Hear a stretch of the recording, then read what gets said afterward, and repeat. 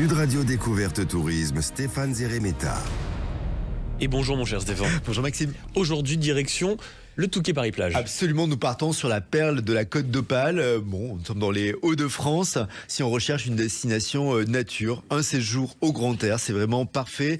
On se retrouve entre forêt, plage. On est loin du chaos citadin. On est à moins de 3 heures de Paris. En plus, le Touquet Paris-Plage va être récompensé cette année par la labellisation Green Destination parce qu'ils ont une action véritable en faveur d'un tourisme respectueux de l'environnement. Et vous voyez que c'est mérité parce que la station balnéaire a vraiment tout mis en place ces dernières années pour sublimer les propositions de tourisme durable, pour préserver le cadre naturel qui est absolument incroyable. Et puis on peut par exemple se déplacer très facilement à vélo. Absolument, c'est toujours dans cette optique écologique. On a le Touquet Paris-Plage qui oriente depuis des années les visiteurs vers un tourisme lent. Et quoi de mieux pour prendre son temps que de faire du vélo. La station balnéaire possède d'ailleurs le label Accueil Vélo qui garantit aux cyclistes de trouver tous les services qui leur sont nécessaires. Des endroits sécurisés pour garer leur vélo, les pistes cyclables sont entretenues, bien balisées, ça c'est vraiment très important. Bon, souvent elles sont ombragées, on traverse la forêt, ça va bien être agréable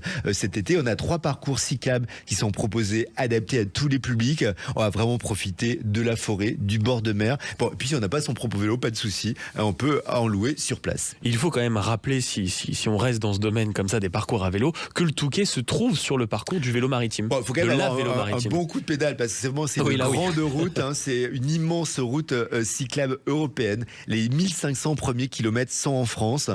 Ils longent les côtes de la Manche, de la mer du Nord. Donc on part de Roscoff en Bretagne jusqu'à Dunkerque. Alors c'est vraiment exceptionnel. On va passer par la côte de Granit Rose, le Mont Saint-Michel, la baie bien sûr, les plages du débarquement, la côte d'Opale. Bon, on peut faire bien sûr qu'une petite parcours, juste un petit bout du parcours, notamment entre Berck et le Touquet. C'est quoi? C'est 1 heure. Ou entre le Touquet et Boulogne-sur-Mer, là c'est plutôt 2 heures, 2 heures et quart. Et puis, il n'y a pas que les cyclistes qui trouvent leur bonheur au Touquet. Non, monsieur. Non. En fait, tous les sports liés à la découverte du territoire sont vraiment valorisés. Notamment, il y a 5 sentiers pédestres praticables tout au long de l'année.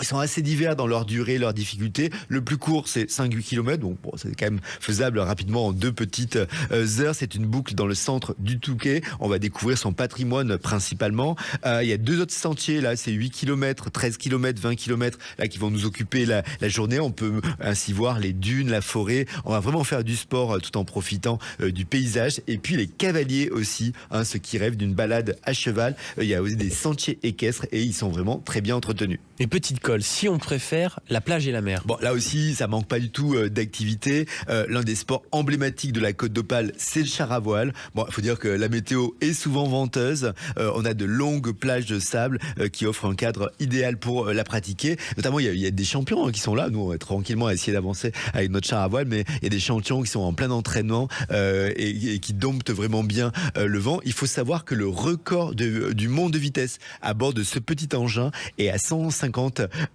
km/h. Donc, ça risque vraiment, c'est une activité qui permet de décoiffer. Il y a aussi un centre nautique au Touquet avec plein d'activités, paddle, planche à voile, pédalo. Il y a des sorties en kayak guidées. Ça, c'est plutôt sympa dans la baie de la Canche. Et on peut même aller, si on a de la chance, voir des veaux marins. Il y a aussi des phoques qui sont le long de la jetée.